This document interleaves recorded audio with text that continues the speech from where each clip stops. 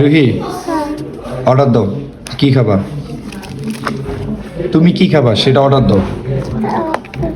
ও খুঁজতেছে যে ও কি খাবে। ও এখন এবিসিডি শিখতেছে। ও এখন দেখবেন এই রিডিং পড়ে পড়ে ও অর্ডার দিবে। এই যে রুহি খুঁজতেছে। পছন্দ হয় না আম্মু? পছন্দ হয় না তোমার? আরে কোনটা কোনটা? আল্লাহ, দেখেন ও আইসক্রিম পছন্দ করছে। এটা কোনো কথা? তুমি কও।